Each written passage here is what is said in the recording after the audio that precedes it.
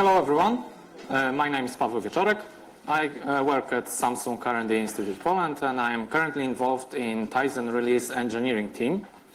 Releasing operating system images, as you might imagine, requires a lot of validation, verification, and in order to stay efficient at these day-to-day activities, we try to automate as much as possible from our daily tasks. Today, I would like to share with you our recent design in topic of embedded Linux testing, which is MuxPi. Let me start with a short introduction to what we'll actually be talking about today, describe in short previous attempts and efforts in this matter, present to you the idea behind it, and of course both hardware and software connected with it.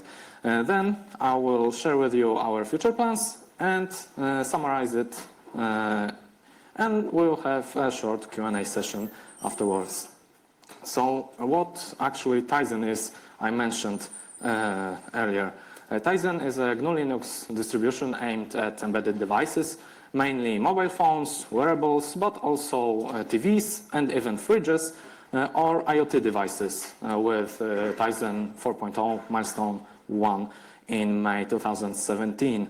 But before Tizen goes to products, such as these examples of consumer electronics, we develop a platform, and Tizen as a platform is developed by various R&D centers all over the world, in India, South Korea, USA, and Poland as well.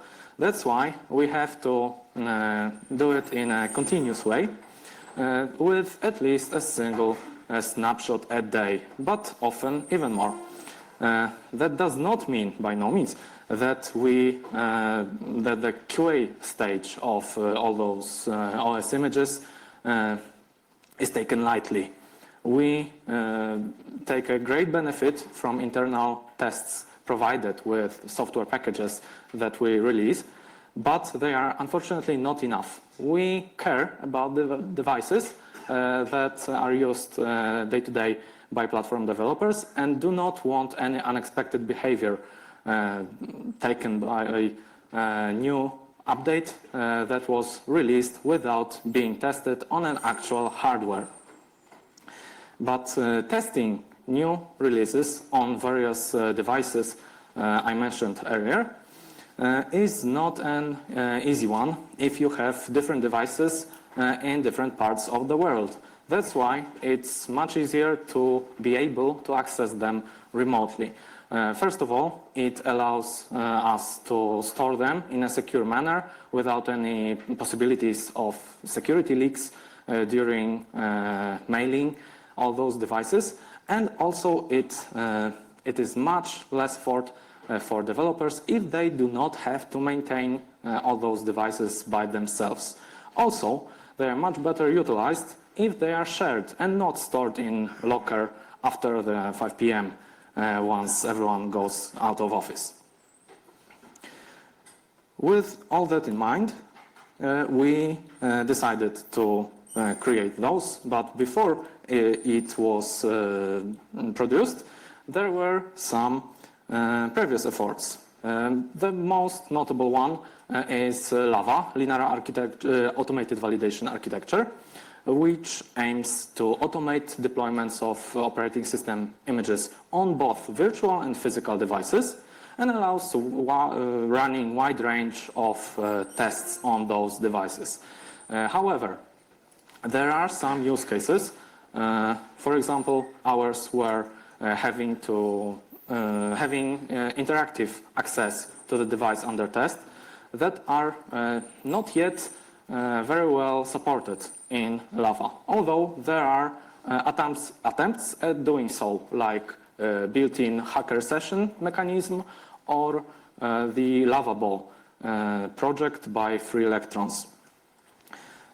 Still, Lava is widely used, for example, for automotive-grade Linux, for Debian, for Linaro as well, of course.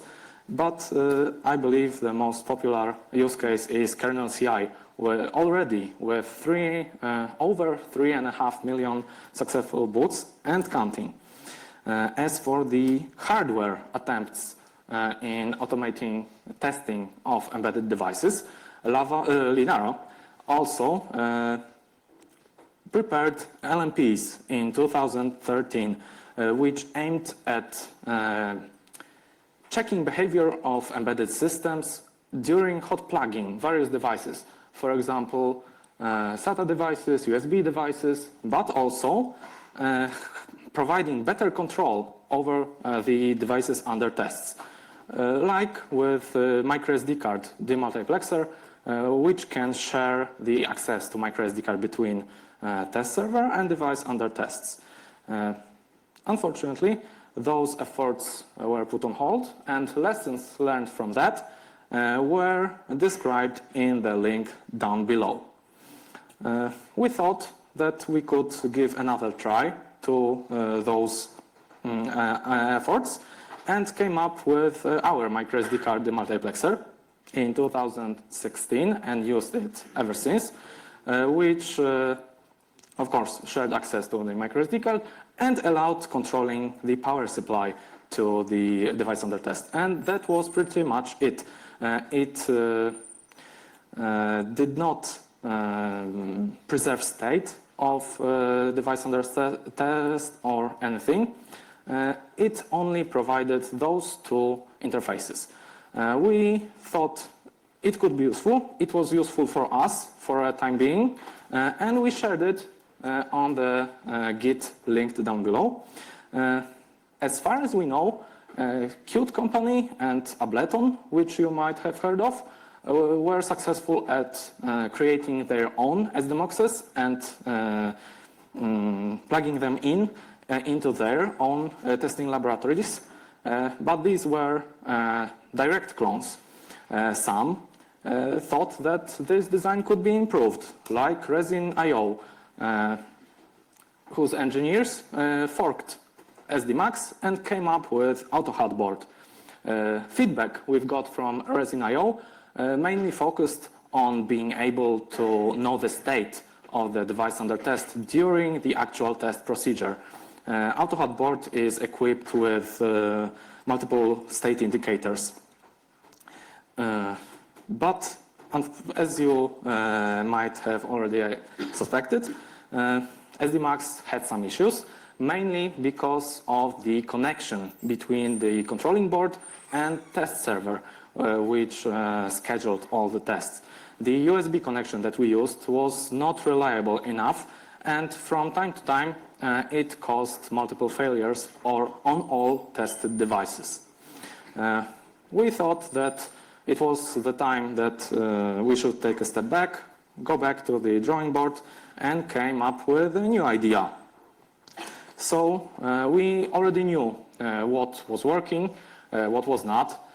So we decided to stay with only replaceable media, because the storage devices wear off most quickly, and decided to drop all of the USB connections between test server and the device and the controlling board, of course. What's more, we wanted to have as little external interfaces connecting the controlling board and the external world as possible, and wanted also unified access to the devices under tests. That's why we designed the MuxPi board, which actually consists of multiple designs that were already in use. For example, well, as I mentioned, it is equipped with only two external interfaces, so power supply and Ethernet connection for being accessible from network, and the good old microSD card demultiplexer that we used already before. But that's not everything. Following the feedback from Resin.io, we also added some UI for the convenience of testing laboratory administrators, and power control and power consumption measurement hardware directly on board.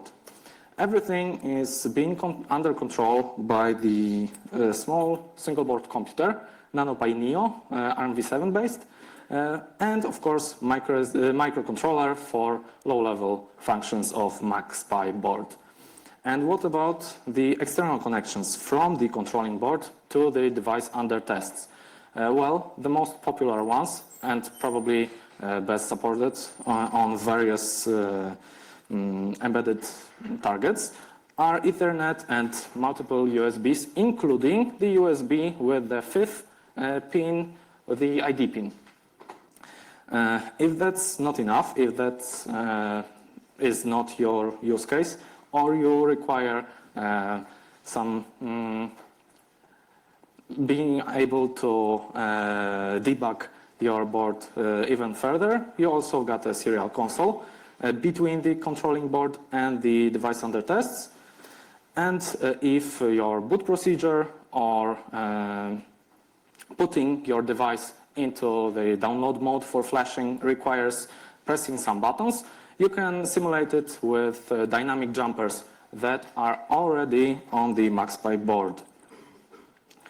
We also equipped it with HDMI, but this HDMI connection does not provide actual data from the display. It is only PCC line. It has only PCC line connected for sending EDID information, so that the device under test might think that it has a display connected. It is pretty useful in verifying the on-screen data. But we also knew that not everything can be predicted, and that's why additional extensions are also supported on the MuxPi board as well. But let's get back to the feedback we've got, and for the convenience of the testing laboratory administrators, we put the activity LEDs on board suggested by the AutoHAT board design. So we've got the SD reader and power LED, but that's not all. We like flashy things, so we put also double RGB LEDs for indicating state of both MuxPi board and device under tests. And for presenting short messages, we also have got an OLED display. If there is a need for quick interaction with the MuxPi board, administrators can do that with the buttons as well. So we've got it pretty easy to maintain if there are multiple MuxPi boards connected to the devices. But the extensibility also came in handy already a few times. Together with the designs of the MuxPi boards, we will publish the designs for the prototype board, which you might be able to extend its abilities even further if there is a need for that. So, with all of that, we finally got an independent controller in the testing laboratory, in contrast to the SDMax, which required a testing server. We finally have got the device that is fully aware of its state and of the state of the device that it controls, which is easy to maintain and indicates any failures that might occur during verification of operating system images, and is extensible. It's not a closed design that we will not be able to change after it is already produced. And if you would like to produce your own, well, you probably should start with a NanoPi Neo, which controls everything and costs around $10. The parts that were used to create a MuxPi board cost around $80, but that differs depending on the amount of the boards that you want to produce. The $80 price was for around 30 prototypes that we got at first. And of course, it will require a lot high soldering skills and a lot of patience. But if that does not scare you off, go ahead over to the Git repository, and you'll find the schematics for the board. But the board is not everything. It also requires some accompanying software. Since the solutions so far were pretty monolithic and they did not fully support exchanging some parts with another, we decided to go with multi-tier architecture. We also wanted to follow the Unix philosophy of doing one thing, but doing it pretty well, we hope so at least, and still we wanted them to be able, those parts on the architecture to be easily replaced. So the communication between them is made with HTTP APIs. Even though we wanted to stay the whole stack pretty similar, so each layer is written in Golang. And what are the actual layers? Since the task of verification OS images requires detecting changes in the pre-releases, downloading all those images, flashing devices, actually performing tests, then gathering results and interpreting them. Well, for all those tasks, we've got 4 layers. First one, which will do the job of knowing what actually requires verification, which is Perun. Perun is a character from Slavic legends. He's a demigod who has the most power and the most knowledge, and who would know which actions are necessary. That's the job for Veles. Veles is also a character from Slavic legends, and he takes care over the afterworld. Who would know where all those tasks can be done? That's the work for Boruta. Boruta is a caretaker in Slavic legends and makes sure all living creatures are safe and sound. And who would actually know how to perform all those actions? Well, that's the work for MuxPi, and MuxPi does not follow the naming scheme since it was developed independently. And let's start with that. MuxPi manages single device under test and has the full control over it. It is also fully aware of its capabilities, whether it has display attached, what kind of communication interfaces does it provide, but requires only 2 interfaces to the external world to be able to access the device under test remotely, which are, of course, power supply and network connection. Together, MuxPi together with device under tests, we call it Dryad, and with multiple dryads, well, Boruta takes care of them. Boruta provides convenient access to the selected dryads by scheduling access requests that are sent to the Boruta server.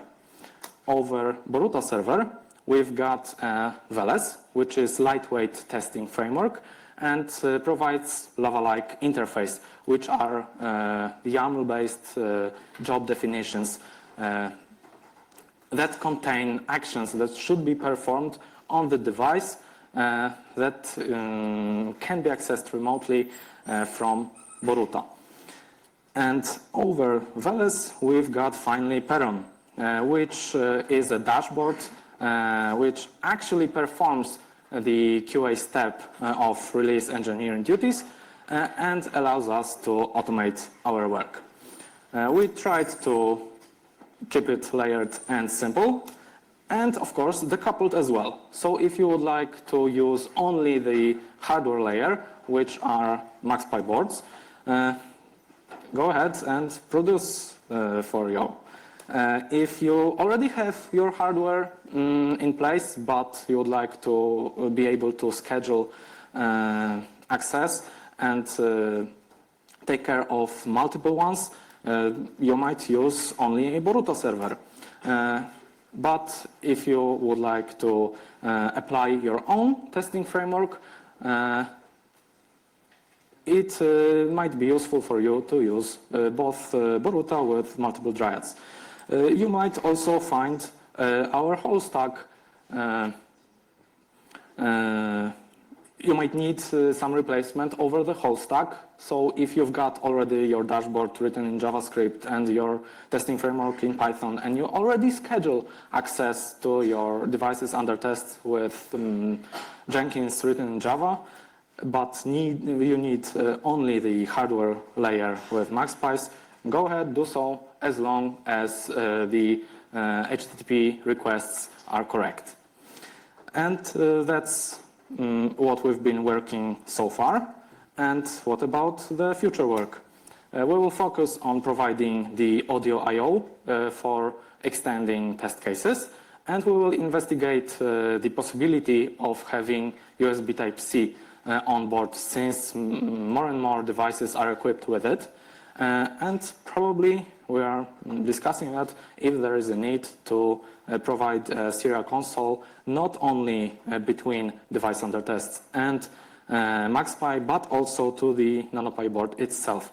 From the software viewpoint, we'll provide web interfaces for current layers, since only CLI tools are provided so far, and also provide better management over service states in case of failure, and further layers to automate release engineering work even further. So to sum it all up, we finally got both hardware and software stack that is that can be quickly set up and can be maintained pretty easily. We divided all the responsibilities and taken a few of them from developers. We also have got better utilization of all devices under tests. And finally, we've got a unified environment. If you have some questions, you might find answers on our wiki pages. But if there are further ones, go ahead and drop us a line on mailing list, or poke us at Tizen channel on Freenode. I believe we might be running out of time, so if you've got any questions, I will be outside and will be more than happy to answer them. Thanks for your attention.